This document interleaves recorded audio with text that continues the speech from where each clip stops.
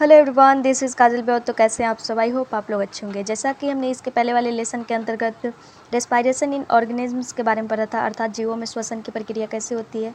ठीक है, जो उसी प्रकार हम लेसन 11 के अंतर्गत transportation in animals and plants के बारे में पढ़ेंगे, अर्थात जंतुओं तथा पौधों में परिवहन की क्रिया कैसे होती है। जिस प्रकार हम एक जगह से दूसरे जगह जाने के लिए वाहन का यूज़ करते हैं, ठीक उसी प्रकार जीव जंतुओं में ट्रांसपोर्टेशन की क्रिया कैसे होती है। जैसे कि प्लांट्स में हमने पढ़ा था कि रूट के माध्यम से सारे मिनरल्स इनके अदर पार्ट्स में डिवाइड हो जाते हैं, तो वो कैसे होते हैं, या जीव के अंदर न्यूट्रिएंट्स मिल जाता है तो वो कैसे होता है, इसके बारे में हम इस लेसन के माध्यम से जानने का प्रयास करेंगे।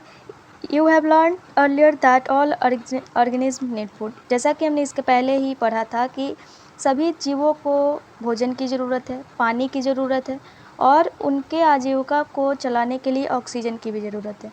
दे need to transport all this things to various part of their body. ये ट्रांसपोर्टेशन सभी पार्ट्स को उनके शरीर में अलग अलग माध्यम से प्राप्त होता है। Further, animals need to transport waste to parts from where they can be removed. इसके अलावा एनिमल भी अगर वेस्ट को ट्रांसपोर्ट करना चाहे तो हमारे बॉडी में वैसे पार्ट्स की संरचना बनी होती है जिसके माध्यम से जितने भी वेस्ट हमारे बॉडी में होते हैं वो डेफिकेट हो जाते हैं या निष्कासित हो जाते हैं। Have you wondered how all this is achieved? क्या आप ये जानने में उत्सुक हैं कि ये पूरी प्रक्रिया कैसे होती है? Look at figure 11.1। Do you see the heart and the blood vessels? यहाँ पे 11.1 चित्र दिया गया है जिसमें ब्लड वेसल्स को दिखाने का यहाँ पे प्रयास किया गया है। जितने भी इसमें ये रेड बना हुआ है या ब्लू कलर का दिख रहा है, आप यहाँ पे देख सकते हैं। ये हमारे बॉडी में अलग अलग सेल की कोशिका टोटल रूप से डिवाइड है और ब्लड वेसल के माध्यम से यहाँ पे दिखाया जा रहा है कि कैसे अलग अलग पार्ट से ये जुड़ा हुआ है। They function to transport substances and together form the circulatory system. एक यहाँ पे सर्कुलेटरी सिस्टम भी बना हुआ है, कहने का मतलब कि परिसंचरण तंत्र, जिसके 4 पार्ट के बारे में हम आगे अध्ययन करेंगे। In this chapter you shall learn about transport of substances in animals and plant. इस अध्याय के माध्यम से हम ये जानने का प्रयास करेंगे कि एनिमल्स और प्लांट में कैसे ट्रांसपोर्टेशन की क्रिया होती है, अर्थात परिवहन की क्रिया कैसी होती है। 11.1 सर्कुलेटरी सिस्टम अर्थात परिसंचरण तंत्र। ब्लड की भूमिका बहुत ही ज़्यादा देखी जाती है इसमें। What happens when you get A cut on your body? यहाँ पे एक क्वेश्चन दिया गया है कि सपोज आपके शरीर पे कहीं कट आ जाए, यानी सपोज मानिए कि चाकू से हाथ कट गया या ब्लेड से कट हो गया, तो क्या होगा? Blood flows out. जाहिर सी बात है कि रक्त निकलेगा। But what is blood? लेकिन अगर हम बोले कि ब्लड क्या है तो हम क्या बोलेंगे, इसको डिफाइन कैसे करेंगे? Blood is the fluid which flows in blood vessels. यानी रक्त एक तरल पदार्थ है जो रक्त वाहिकाओं में फ्लो करता है, अर्थात घूमता है। It transport substances like digestive food from the small intestine to the other parts of the body. Small intestine जो होता है, जैसे कि हमने पाचन की क्रिया में पढ़ा था कि जब हमारा भोजन अमाशय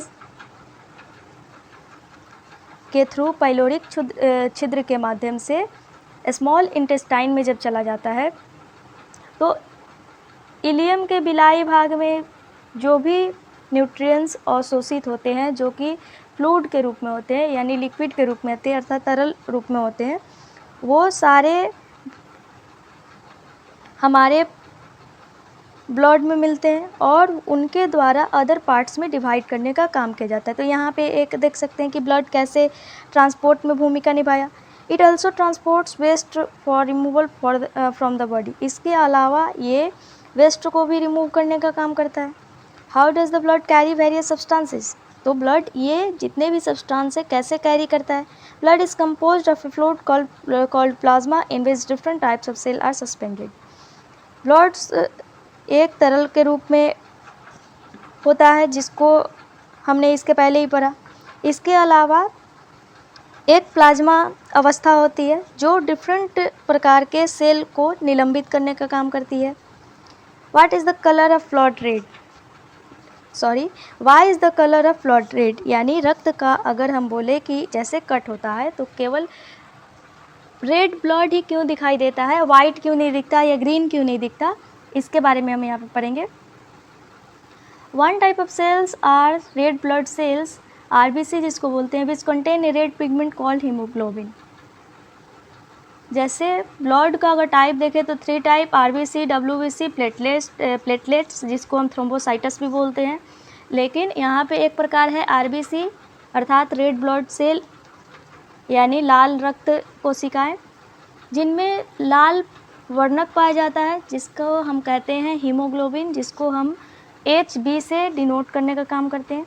haemoglobin binds with oxygen and transports it to all the parts of the body and ultimately to all the cell। Haemoglobin oxygen को बांधे रखता है खुद में और ये बॉडी के सभी पार्ट्स में निश्चित रूप से सभी कोशिकाओं को ये परिवहन करने का काम करता है यानी डिस्ट्रीब्यूट करने का काम करता है। It will be difficult to provide oxygen efficiently to all the cell of the body without haemoglobin. अगर हम बात करें कि हमारे बॉडी में अगर हीमोग्लोबिन नहीं हो तो कैसी स्थिति आएगी, तो अगर हमारे बॉडी में पर्याप्त मात्रा में हीमोग्लोबिन की उपस्थिति नहीं रहती है तो ये कोशिका के लिए डिफ़िकल्ट होगा कि सभी को ऑक्सीजन समान मात्रा में पहुंचा सके। ब्लड अपीयर्स रेड, हीमोग्लोबिन के कारण ब्लड रेड पाया जाता है। दूसरा है वाइट ब्लड सेल जो फाइट अगेंस्ट जर्म दैट में इंटर आवर बॉडी, यानी हमारे शरीर में जितने भी कीटाणु प्रवेश करते हैं उनसे लड़ने का काम करता है। Boojho fell down while playing a game and his knee got injured.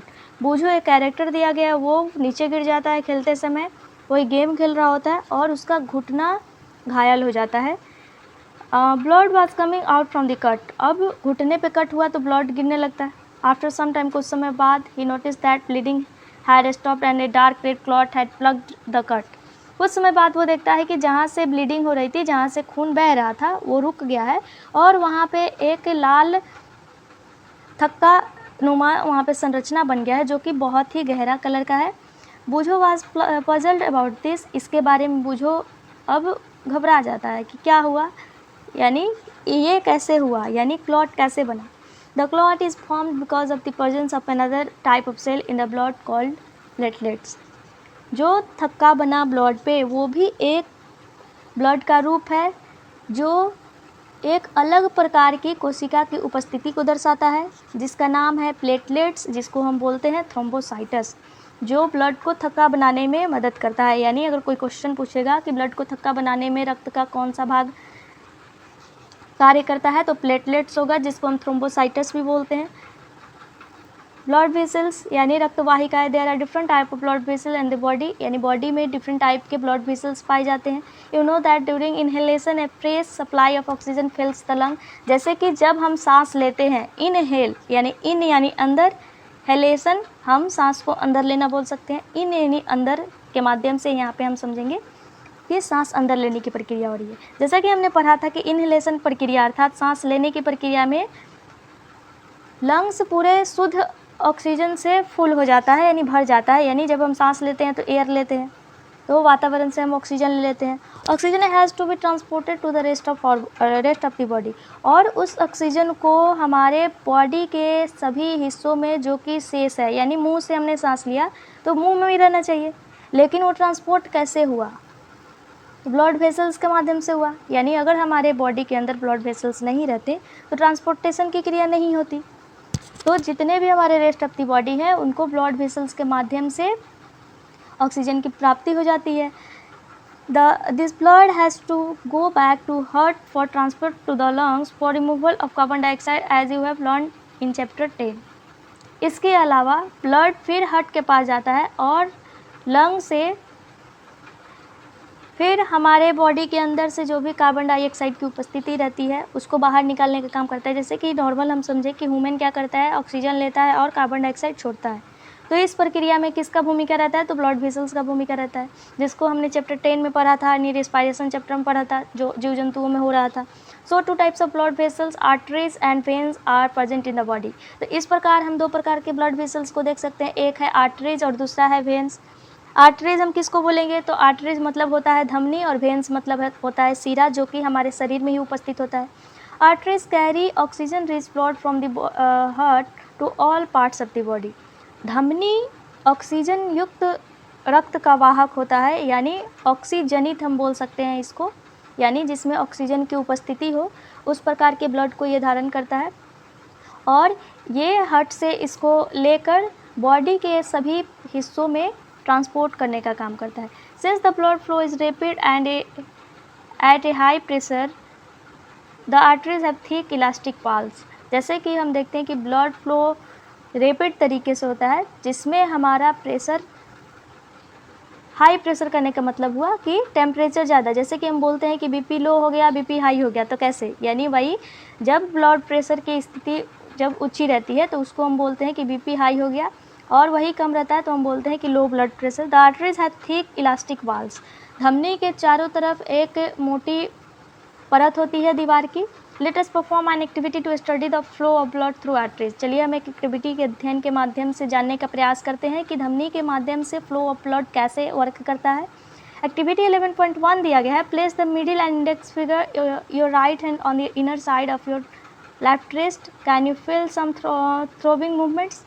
Why do you think there is throbbing? This throbbing is called the pulse and it is due to the blood flowing in the arteries. कहने का मतलब हुआ कि आप क्या कीजिए कि जो मिडिल फिंगर है आपका, जो इंडेक्स फिंगर है यानी जो मध्यमा उंगली है, और जो चौथा नंबर का उंगली है वो भी आपके राइट हैंड का होना चाहिए, यानी दाहिनी हाथ का होना चाहिए। उसके माध्यम से आप लेफ़्ट वाले रिस्ट को पकड़िए, यानी कलाई को पकड़िए, यानी सीधा बात है कि आपको राइट हैंड से लेफ़्ट हैंड के कलाई को पकड़ना है। क्या आपको वहाँ पे थ्रोबिंग की प्रक्रिया महसूस होती है? थ्रोबिंग कहने का मतलब हुआ कि धड़कन हम इसको बोलते हैं। तो क्या आपको थ्रोबिंग महसूस हुआ वहाँ पे? क्या आप कलाई के माध्यम से धड़कन की आवाज़ सुन सकते हैं? इस थ्रोबिंग को बोलते हैं पल्स, जिसको हम हिंदी में बोलते हैं नाड़ी या नब्ज। जैसे क्या होता है कि जब बहुत ही स्टमक में उथल पुथल होने की प्रक्रिया हो जाती है, कहने का मतलब हुआ कि गैस्ट्रिक इशू, तो पल्स चेक करके पल्स के माध्यम से हम अपना बॉडी का, वो पता नहीं कैसे होता है, हम भूल रहे हैं, तो वहाँ पे हम पल्स की स्थिति देख सकते हैं। And it is due to the blood flowing in the arteries. और ये क्यों होता है? तो आर्टरीज में जो ब्लड फ्लो करता है उसी के माध्यम से हम पल्स के रेट को यानी थ्रोबिंग को हम सुन पाते हैं। Count the number pulse beat in 1 minute. 1 minute में वो पल्स बीट कितना होता है, यानी जो नब्ज है आपका कितनी बार अप डाउन करता है, उसके बारे में आपको काउंट करके एक नोट करना है। How many pulse beat could you count? आपने कितने पल्स बीट काउंट किए? The number of beats per minute is called pulse rate. आपने 1 मिनट में जितने भी पल्स बीट को काउंट किया उसको हम बोलते हैं पल्स रेट, अर्थात नब्ज की दर। A resting person usually has a pulse rate between 72 and 80 beats per minute. अगर एक आराम करता हुआ पुरुष की बात करें तो सामान्यतः ऐसा देखा जाता है कि पल्स रेट 1 मिनट में 72 से लेके 80 बार की स्थिति देखी जाती है। यानी हम नॉर्मल क्या पढ़ते हैं जीके जीएस में कि 1 मिनट में 72 बार पल्स रेट होता है, यानी धड़कन की स्थिति हम सुनते हैं। Find other places in your body where you feel the pulse. इसके अलावा कुछ ऐसे प्लेस पे जाइए जहाँ पे आप नब्ज को फील करते हैं कि हमने ज़्यादा बार पल्स रेट चेक कर लिया, यानी 72 बार से ज़्यादा हो गया। एक बार आप इसको काउंट करके नोट ज़रूर कीजिए।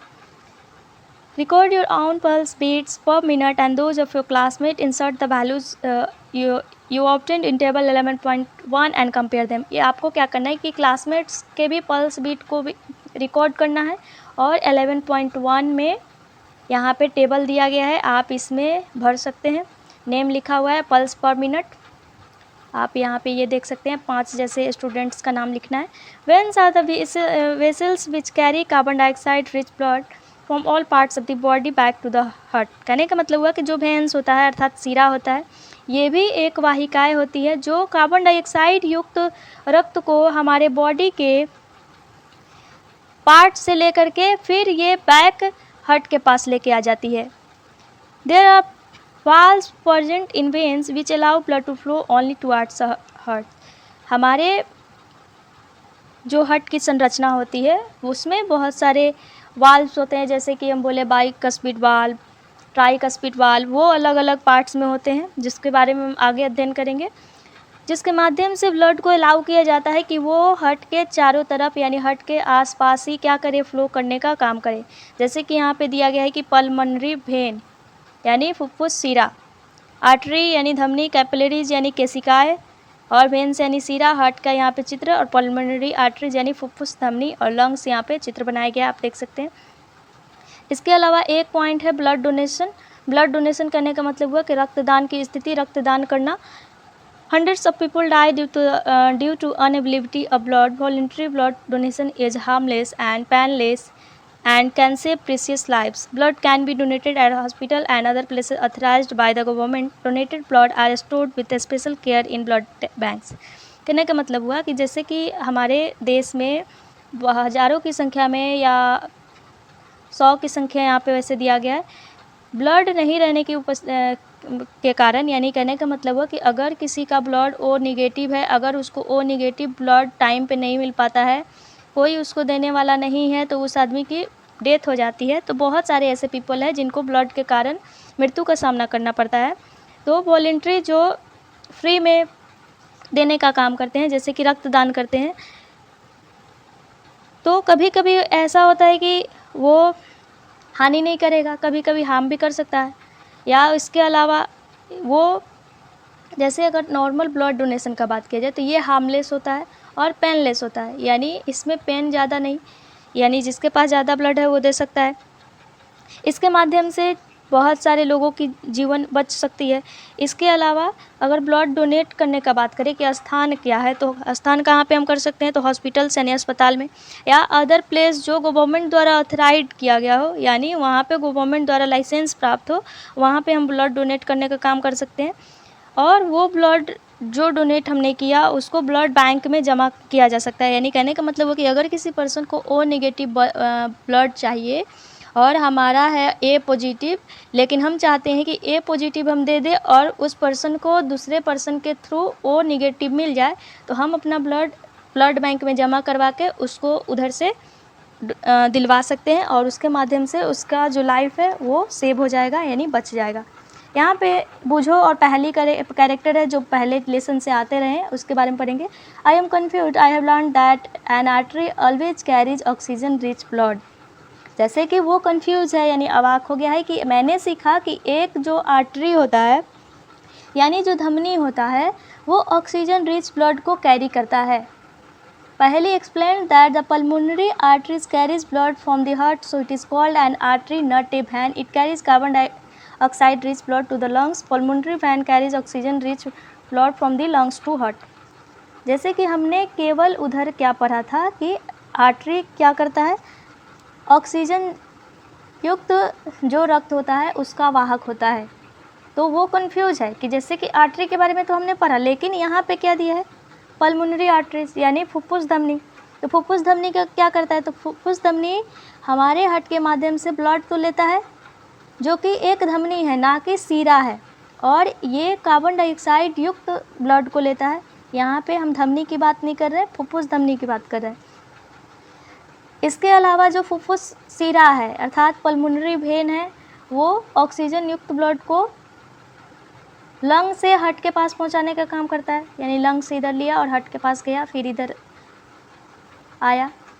Refer to figure 11.3. Do you see the arteries divided into smaller vessels? On reaching the tissues, they divide further into extremely thin tubes called capillaries. These capillaries join to form veins which empty into the heart.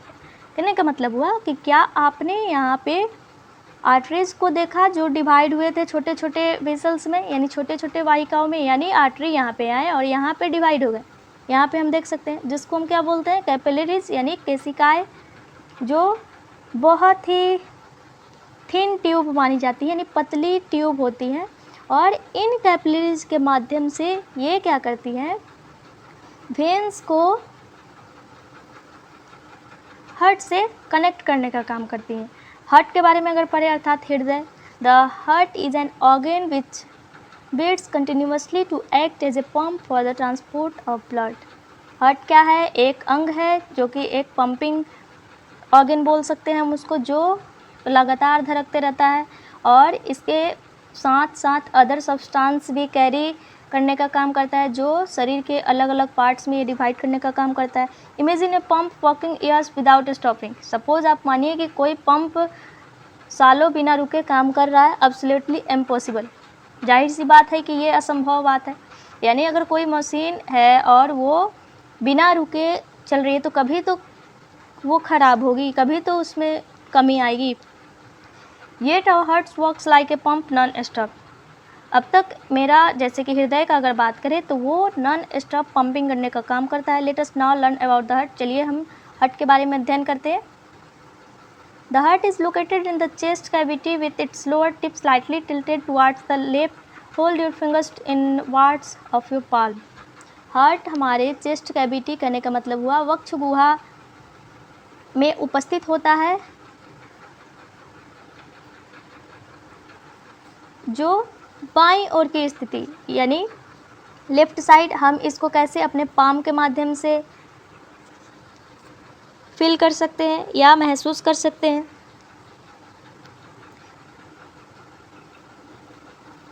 एक और word है इधर slightly tilted, यानी थोड़ा सा झुका हुआ, यानी left side. Your heart is रफली the size of your fist. अगर हम फील करें कि हमारा हार्ट का साइज़ क्या है तो एक मुट्ठी के आकार के बराबर की आकृति हमको महसूस होगी. What will happen if the blood rich in oxygen and the blood rich in carbon dioxide mix with each other. क्या होगा अगर रक्त जो ऑक्सीजन से मिला हुआ हो और दूसरा कार्बन डाइऑक्साइड विथ युक्त जो रक्त हो वो एक दूसरे से मिल जाए. To avoid this from happening the heart has 4 chambers. इस प्रक्रिया को ना होने के लिए हमारे हार्ट के पास कितने चैम्बर होते हैं? 4 चैम्बर होते हैं. The 2 upper chambers are called atria, singular atrium जिसको बोलते हैं, and 2 lower chambers are called the ventricles. यानी जो ऊपर वाले चैम्बर्स हैं उसको हम बोलते हैं एट्रिया और जो नीचे वाले चैम्बर्स हैं उसको बोलते हैं वेंट्रिकल्स यानी निलय, और ऊपर वाले को अलिंद. The partition between the chambers helps to avoid mixing of blood rich in oxygen with the blood rich in carbon dioxide. और ये जो चैम्बर होते हैं तो ऑक्सीजन युक्त ब्लड और कार्बन डाइऑक्साइड युक्त ब्लड को एक दूसरे से मिक्स होने से बचाने का काम करते हैं. एक यहाँ पे क्वेश्चन है, पहली पूछती है, पहली wonders which side of heart which have oxygen rich blood and which side will have carbon dioxide rich blood. यानी किस साइड में ऑक्सीजन युक्त रक्त होता है और किस साइड में कार्बन डाइऑक्साइड युक्त रक्त होता है, जिसको हम इस चित्र के माध्यम से समझने का प्रयास करेंगे. To understand the functioning of the circulatory system start from the right side of the heart and follow the arrows. यहाँ पे हमको अगर सर्कुलेटरी सिस्टम अर्थात परिसंचरण तंत्र का कार्य के बारे में अगर समझने का प्रयास करना है तो हम इसको ऊपर से स्टार्ट करते हैं, जो कि एरो द्वारा डायरेक्शन को दर्शाने का काम किया गया है. आप इस चित्र को देखिए ध्यान से. ये वाला पार्ट एरोटा है,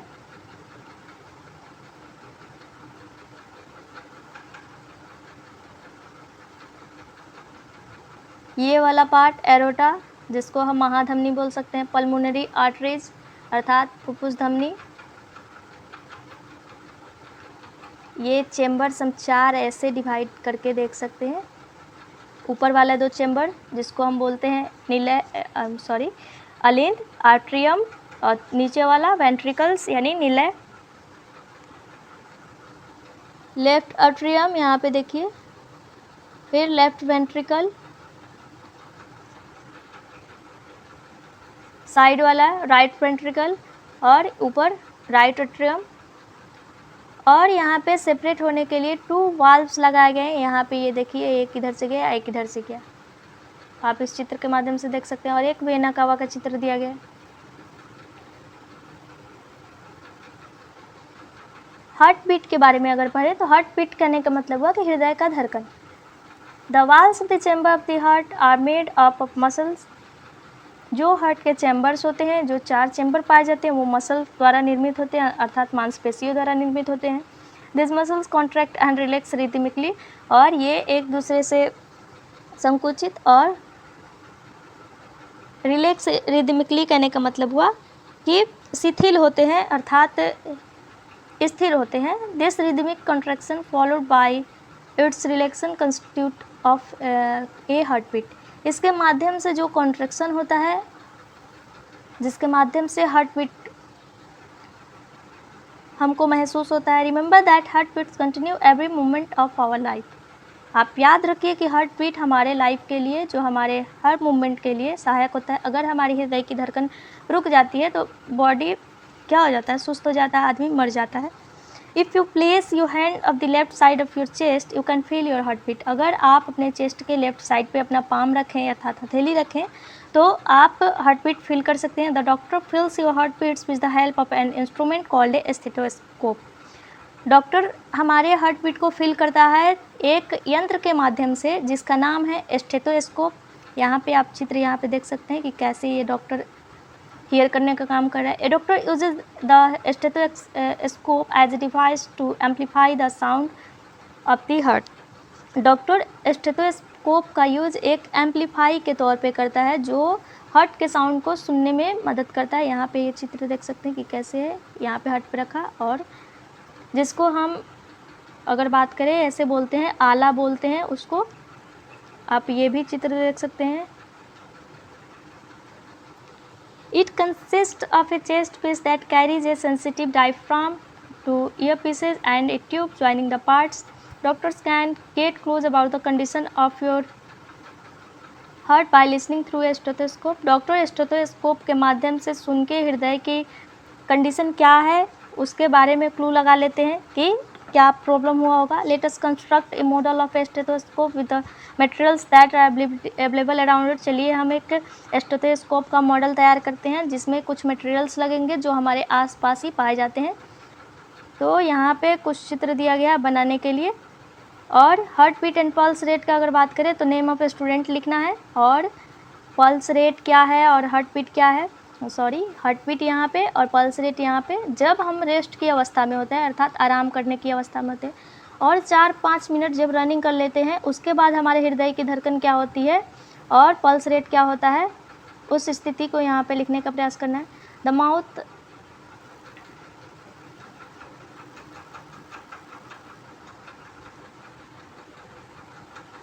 यहाँ पे कुछ पॉइंट है। Each heart beat generate one pulse in the arteries and the pulse rate per minute indicates the rate of the heart. यानी कहने का मतलब हुआ कि हमारे हार्ट का प्रत्येक बीट एक पल्स क्रिएट करता है जो हमारे आर्टरीज में उपस्थित होता है और ये पल्स जो पर मिनट चलता है इसका दर, ये हमारे हार्ट बीट के यानी हृदय की धड़कन के दर को बताते हैं।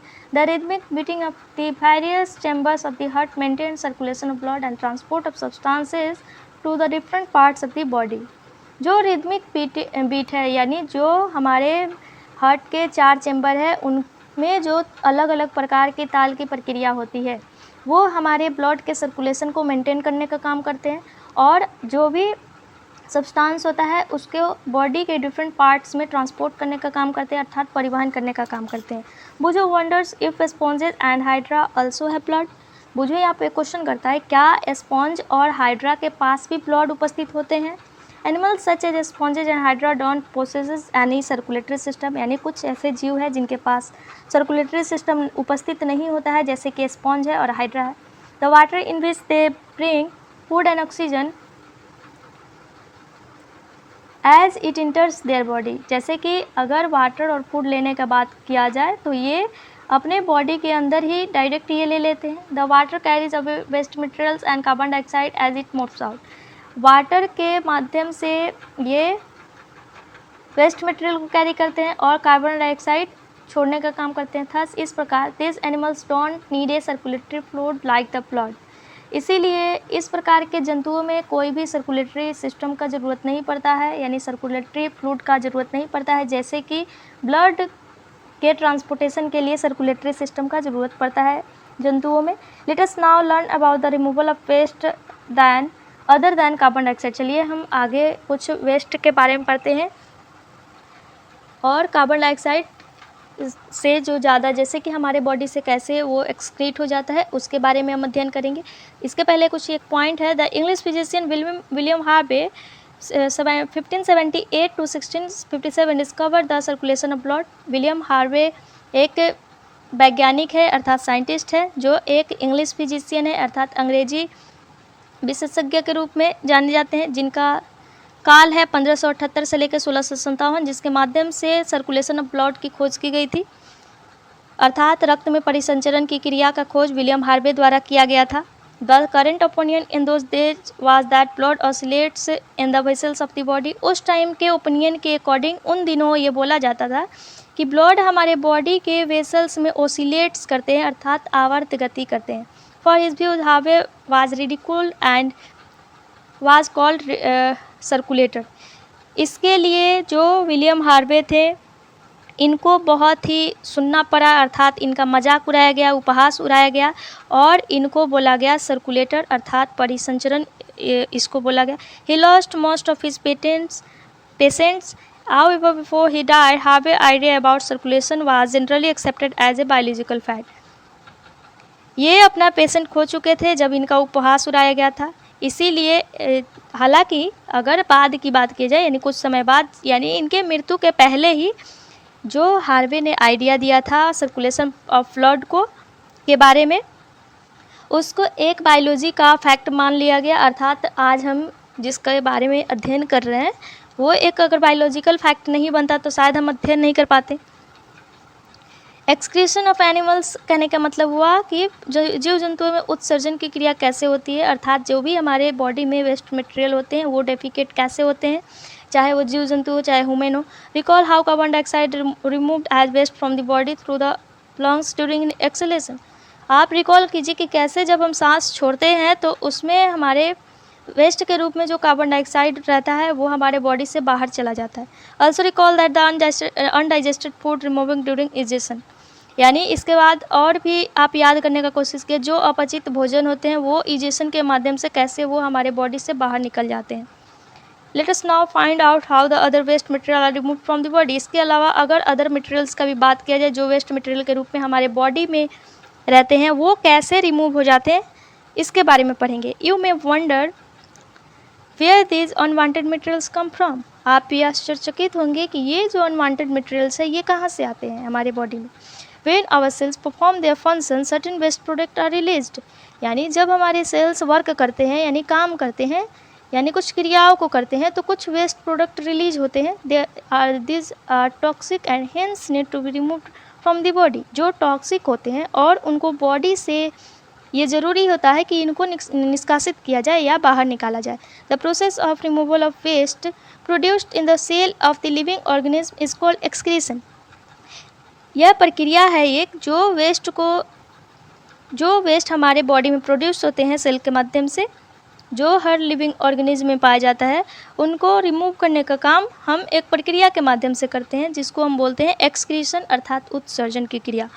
The parts involve in excretion form the excretory system. और इसमें जो पार्ट्स शामिल होते हैं एक्सक्रीशन की क्रिया में अर्थात उत्सर्जन की क्रिया में, उसको बोला जाता है एक्सक्रीटरी सिस्टम अर्थात उत्सर्जन तंत्र। एक्सक्रीटरी सिस्टम इन ह्यूमन्स, अगर ह्यूमन में हम एक्सक्रीटरी सिस्टम का बात करें अर्थात जो मनुष्य है उसमें उत्सर्जन तंत्र के रूप में कौन कौन से बॉडी पार्ट शामिल होते हैं। The waste which is present in the blood has to be removed from the body. How can this be done? A mechanism to filter the blood is required. This is done by the blood capillaries in the kidneys. When the blood reaches the two kidneys, it contains both useful and harmful substances. The useful substances are absorbed back into the blood. The waste dissolved in water are removed as urine. जैसे हमारे body में जो भी waste उपस्थित होता है वो blood के माध्यम से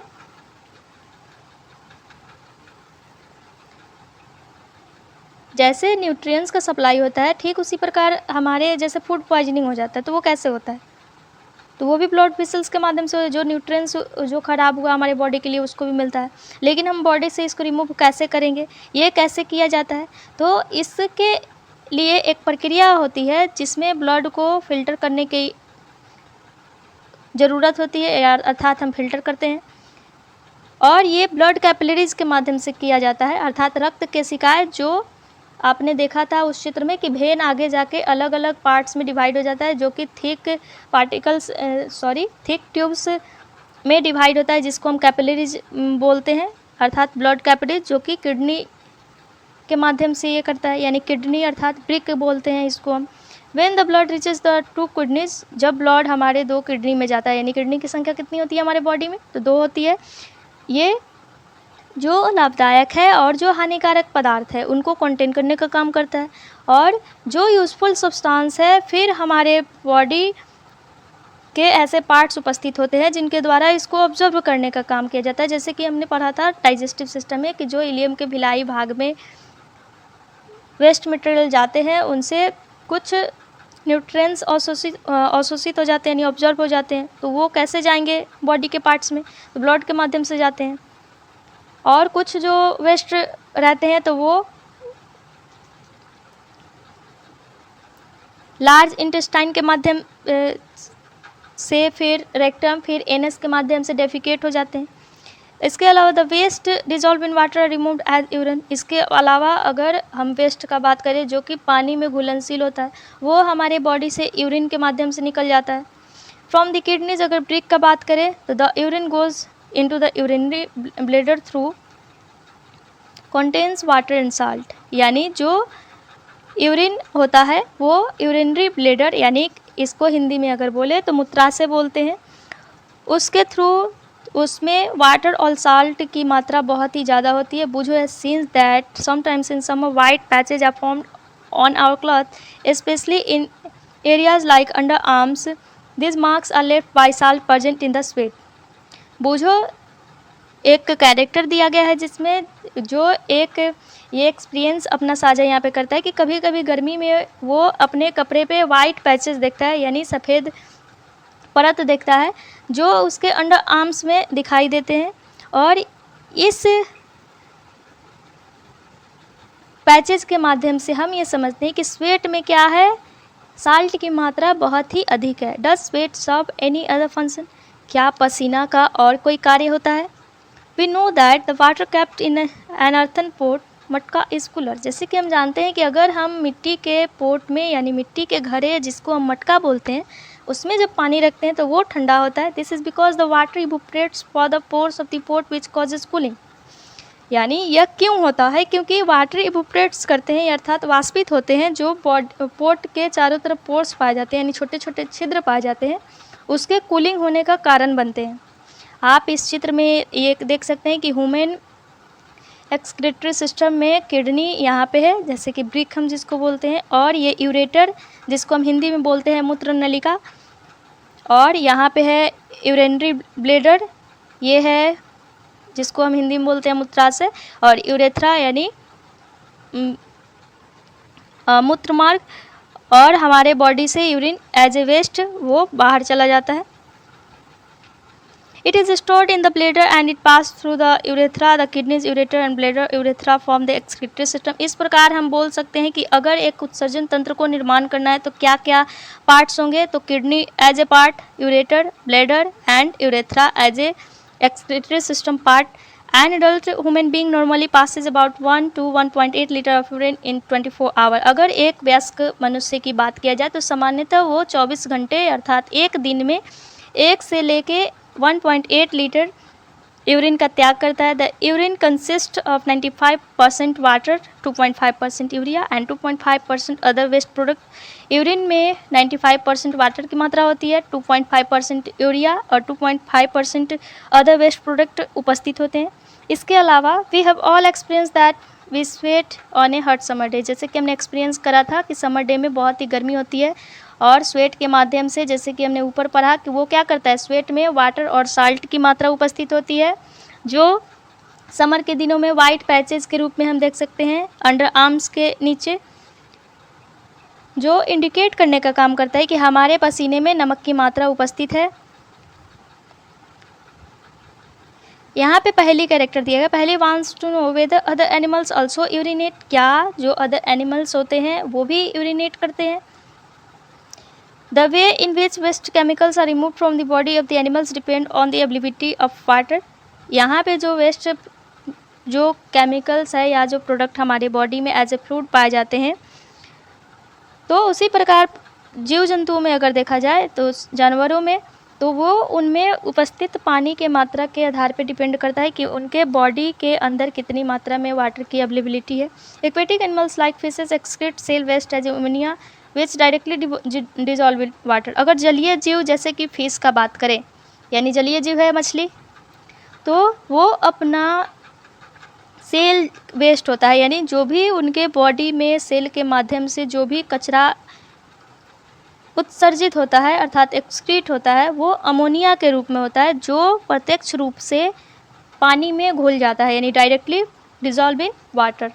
सम land animals like birds, lizard, snake excrete a semi-solid white-colored compound, uric acid. The major excretory product in humans is urea. अगर दूसरे लैंड एनिमल्स का बात किया जाए, लैंड एनिमल्स कहने का मतलब है कि जो भूमि पे जीव जंतु है, जैसे कि पक्षी हो गया, छिपकली हो गया, सांप हो गया, वो एक अर्ध ठोस मल का त्याग करते हैं जिनका कलर कभी कभी वाइट देखा जा सकता है, जिसमें यूरिक एसिड रहता है। और जो मेजर एक्सक्रेटरी प्रोडक्ट ह्यूमन में देखा जाए कि सबसे ज़्यादा मात्रा में जो एक्सक्रेटरी प्रोडक्ट है यानी उत्सर्जी पदार्थ है ह्यूमन्स में क्या पाया जाता है, तो यूरिया पाया जाता है। यहाँ पे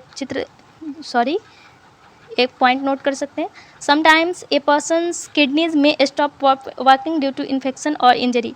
कभी कभी ऐसा देखा जाता है कि किडनी में स्टोन हो गया या किडनी में कोई इन्फेक्शन हो गया, जिसके कारण ह्यूमन्स का स्टोमक पेन करने लगता है as a result of kidney failure, जैसे कि कभी कभी किडनी फेल होने की स्थिति भी आती है। Waste product start accumulating in the blood, और उसके बाद जितने भी जो वेस्ट प्रोडक्ट होते हैं वो हमारे ब्लड में एक्यूमुलेट होना शुरू कर जाते हैं। कहने का मतलब कि संग्रह करना शुरू कर जाते हैं, यानी जमा होना स्टार्ट हो जाते हैं। Such person can't survive unless their blood is filtered periodically through an artificial kidney. This process is called dialysis. कुछ पर्सन ऐसे होते हैं जिनका ब्लड अगर समय समय पे परिवर्तन नहीं किया जाए, उसमें कृत्रिम तरीके से होता है, जिसको हम डायलिसिस प्रक्रिया बोलते हैं। तो अगर नहीं हो तो वो उनको अपना जीवन चलाने में हानि हो सकती है, यानी क्षति पहुंच सकती है।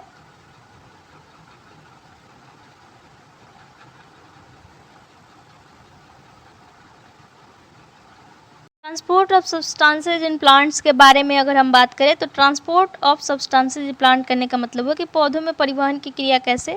इन chapter 1 you learn that plants take water and animals mineral nutrients from the soil through the roots and transport it to the leaves. कहने का मतलब है कि जैसे कि हमने अध्याय 1 में सीखा था कि पौधे क्या करते हैं कि वाटर और मिनरल्स जो पोषक के रूप में उनको मिलता है वो मिट्टी के थ्रू जो जड़ उपस्थित होता है उसके माध्यम से ट्रांसपोर्ट करके बॉडी अर्थात जो प्लांट का बॉडी पार्ट्स होता है, हम पार्ट्स उसके बोल सकते हैं, जैसे कि लीव्स यानी पत्तियां, उनमें ट्रांसपोर्ट करने का काम कर देता है। The leaves prepare food for the plant. Leaves क्या करती है, फूड प्रिपेयर करने का काम करती है। किसको किसको यूज़ करके, तो वाटर और कार्बन डाइऑक्साइड को यूज़ करके, जो कि हम फोटोसिंथेसिस प्रक्रिया में पढ़े थे, अर्थात प्रकाश संश्लेषण की प्रक्रिया में कैसे भोजन का निर्माण होता है, पौधे कैसे करते हैं, इसको हमने पहले ही पढ़ा था। You also learn in chapter 10 that food is the source of energy and every cell of an organism gets energy by the breakdown of glucose. इसके अलावा हमने ये भी सीखा था कि फूड क्या है, सोर्स ऑफ एनर्जी है, जिसको जितने भी हमारे ऑर्गेनिज्म के प्रत्येक कोशिकाएं हैं उनको इसके माध्यम से एनर्जी मिलता है जो ग्लूकोज के टूटने से बनते हैं। The cells use this energy to carry out vital activities in life. और सेल उस एनर्जी को हमारे जीवन के अलग अलग क्रियाकलाप में कार्य करता है।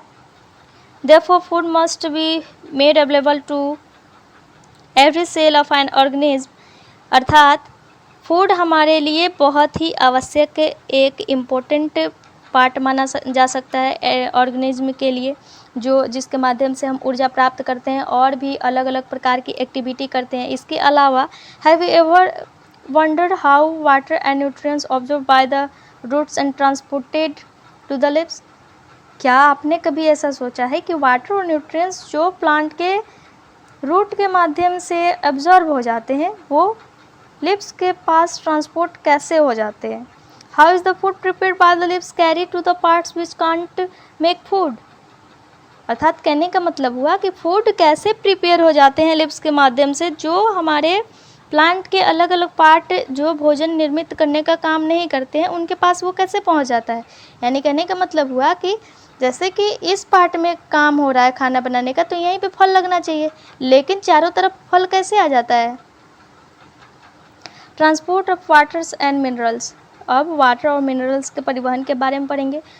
Plant absorb water and minerals by roots. The root have root hair. Plant root के माध्यम से वाटर और मिनरल्स को ऑब्जर्व करता है। रूट के पास रूट हेयर पाए जाते हैं। आप यहाँ पे चित्र के माध्यम से समझ सकते हैं। यहाँ पे सोयल के माध्यम से ये क्या कर रहा है, वाटर और मिनरल्स को ऑब्जर्व करके अलग अलग पार्ट में भेजने का काम कर रहा है। The root hair increase the surface area of the root for the absorption of water and minerals nutrients dissolve in water. जो रूट हेयर होते हैं, जो रूट में उपस्थित होते हैं, वो हम जो प्लांट का नीचे का सरफेस एरिया होता है उसको वो फैलाने का काम करते हैं, जिसके माध्यम से जो पानी का अवशोषण करने का क्षमता होता है और मिनरल्स या चाहे जो भी न्यूट्रिएंट्स उनको ऑब्जर्व करने की क्षमता होती है, जो पानी में घुला रहता है उसके माध्यम से वो ऑब्जर्व करते हैं। The root hair is in contact with the water present between the soil particles. Root hair किसके कॉन्टैक्ट में होता है? तो वो वाटर के कांटेक्ट में जाता है जो सॉइल पार्टिकल्स के बीच में उपस्थित रहता है। जैसे कि हमने मिट्टी के प्रकार में पढ़ा था कि एक सैंडी सॉइल होता है, तो और फिर एक क्लेली सॉइल, जिसमें क्लेली सॉइल में बहुत सारा पानी का मात्रा पाया जाता है। तो उसमें क्या पाए जाते हैं, तो पोर्स के माध्यम से थोड़ा थोड़ा छोटा छोटा पार्टिकल्स पाया जाता है, हमने उधर पढ़ा था। एक यहाँ पे कैरेक्टर दिया गया है, can you guess how water moves from the root to the leaves. यहाँ पे क्या आप अनुमान लगा सकते हैं कि पानी कैसे रूट से लिप्स के पास पहुंच जाता है? What kind of transport system is present in plants. Plant में किस प्रकार के ट्रांसपोर्ट सिस्टम कार्य करते हैं या किस प्रकार का ट्रांसपोर्टिंग सिस्टम पाया जाता है? बुझो यहाँ पे एक क्वेश्चन करता है। Boojho thinks that plants may have pipes to transport water to the entire plant like we have in our homes for the supply of water. Boojho यहाँ पे सोचता है कि प्लांट्स के पास शायद कुछ पाइप हो सकते हैं जो क्या करता होगा, प्लांट के जो भी पार्ट्स पाए जाते हैं उसमें पाइप के थ्रू पानी ट्रांसपोर्ट करता होगा। और जैसे कि हमारे घरों में पानी का सप्लाई होता है, जैसे नल से पानी आता है, तो हम क्या करते हैं, पाइप के माध्यम से नल जुड़ा रहता है, फिर नल के माध्यम से हमारे पास पानी आता है। तो बूझो यही सोचता है कि प्लांट के पास भी शायद ऐसा पाइप होगा जिसके माध्यम से उसको पानी मिलता होगा, लेकिन ऐसा नहीं होता है। वेल बूझो इज़ राइट। यहाँ पे एक सही बात है कि बूझो सही हो सकता है, लेकिन रियल वाला पाइप का हम यहाँ पे तुलना नहीं करेंगे। Plants have pipe like vessels to transport water and nutrients from the cell. Plant के पास पाइप नहीं होता है, लेकिन पाइप जैसी ही एक वेसल्स होती है, यानी एक पाथ होता है, यानी एक रास्ता होता है जिसके माध्यम से वो मिट्टी में उपस्थित जितने भी न्यूट्रिएंट्स होते हैं और वाटर होते हैं उसको ट्रांसपोर्ट करके प्लांट के अदर पार्ट्स में डिवाइड करता है, यानी बांटने का काम करता है।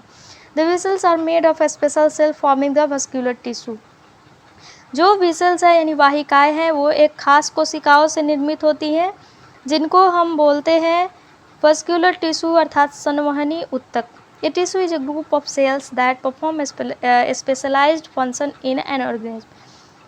टिश्यू क्या है, एक ग्रुप ऑफ सेल है, यानी कोशिकाओं के समूह को हम उत्तक बोलते हैं। कहने का मतलब है कि जिस प्रकार हमारे घर में दीवार बनाने के लिए एक ईंट का ज़रूरत पड़ता है, जिसको हम एक सेल से डिनोट कर सकते हैं ह्यूमन पार्ट्स में, ठीक। फिर अगर हम बहुत सारे ईंट को मिलाते हैं तो वो एक वाल का संरचना क्रिएट कर देता है। ठीक उसी प्रकार हमारे बॉडी में अगर बहुत सारे सेल को मिला दिया जाए अर्थात कनेक्ट कर दिया जाए तो वो क्या करते हैं, टिश्यू का निर्माण करते हैं अर्थात उत्तक का निर्माण करते हैं। उसी में एक उत्तक का प्रकार क्या है, वस्क्यूलर टिश्यू अर्थात संवहनी उत्तक।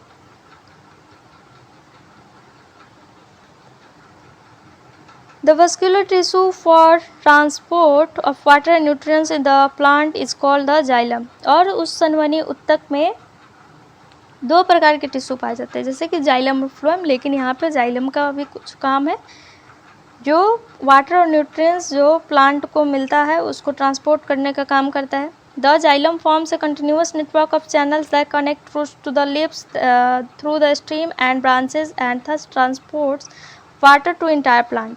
कहने का मतलब हुआ कि जो जाइलम उत्तक होता है वो एक कंटिन्यूअस यानी लगातार एक पाथ का निर्माण करता है, नेटवर्क का निर्माण करता है, यानी बहुत सारा जाल का कनेक्शन जैसे हम बोल सकते हैं इसको, जो रूट को लिप्स से कनेक्ट करने का काम करता है। लिप्स किसके माध्यम से? तो थ्रू स्ट्रीम से, अर्थात तने के माध्यम से, और वो ब्रांचेज में डिवाइड होते हैं और इस प्रकार पूरे प्लांट के पार्ट में ट्रांसपोर्टेशन की क्रिया हो जाती है, अर्थात वाटर और न्यूट्रिएंट्स वहाँ पे सप्लाई हो जाते हैं। कहने का मतलब वो कि एक पेड़ हुआ यहाँ पे, वो रूट के माध्यम से फैला हुआ है, एक पाइप के माध्यम से जाइलम उत्तक संरचना में बना हुआ है। फिर एक पेड़ जब बन गया तो वो अलग अलग शाखाओं में विभाजित है, फिर इन शाखाओं में बहुत सारी पत्तियाँ हैं, फिर ये शाखा इधर भी विभाजित है, और रूट के माध्यम से जो वाटर और न्यूट्रिएंट्स आ रहे हैं वो एक तना में गया, फिर वो तना दूसरे तने में डिवाइड है,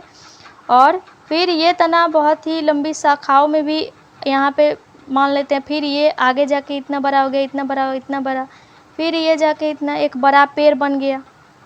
ऐसे एक हम चित्र यहाँ पे बना सकते हैं। इसके माध्यम से पूरे बॉडी पार्ट्स जो प्लांट के होते हैं, जो भी प्लांट का पार्ट होता है उसके पास ये ट्रांसपोर्ट की क्रिया चली जाती है। एक यहाँ पे कैरेक्टर है पहली says her mother put lady finger and other vegetables in water if they are somewhat dry. She wants to know how water enters into them. पहली अपनी मम्मी से बोलती है कि आप क्या कीजिए कि भिंडी लीजिए या कुछ अलग सब्जी ले लीजिए, उसको पानी में रखिए और बाद में उसको क्या कीजिए, निकालिए, फिर वो सूख जाता है। तो वो जानना चाहती है कि वो जो पानी का मात्रा था उसके अंदर कैसे चला गया, क्या हुआ जिसके माध्यम से पानी सारा उस वेजिटेबल्स में इन कर गया। You know that leaves synthesise food. हम जानते हैं कि लिप्स क्या करता है, भोजन को संश्लेषित करने का काम करता है। The food has to be transported to all parts of the plant. और फूड हमारे प्लांट के सभी हिस्सों में डिवाइड हो जाता है। जैसे कि हमने बोला इसके पहले कि ऐसा होना चाहिए कि एक हिस्से में अगर फल बन रहा है तो एक हिस्से में ही रहना चाहिए, ना कि पूरे प्लांट के पार्ट में हो जाना चाहिए। जैसे कि आम का वृक्ष होता है तो एक ही जगह आम फलना चाहिए, लेकिन वो क्या होता है, पूरे में फैल जाता है। तो कैसे होता है? This is drawn by the vascular tissue called the phloem. और ये जो फूड ट्रांसपोर्ट करने की प्रक्रिया पौधों के अलग अलग हिस्सों में होती है, ये प्रक्रिया वस्कुलर टिश्यू अर्थात संवहनी उत्तक फ्लोएम के माध्यम से होती है। Thus xylem and phloem transport substances in plant. इस प्रकार जाइलम और फ्लोएम प्लांट के पार्ट्स में जो भी सब्सटेंस होते हैं उनको ट्रांसपोर्ट करने में ये भूमिका निभाते हैं। यहाँ पे एक्टिविटी दिया गया है जैसे कि कैसे ये ट्रांसपोर्ट करने का काम करता है। ये कप ग्लास लीजिए, उसमें पौधा डालिए, पानी डालिए और उसको कैसे वो वृद्धि करता है, इसमें यह प्रक्रिया ये देख सकते हैं।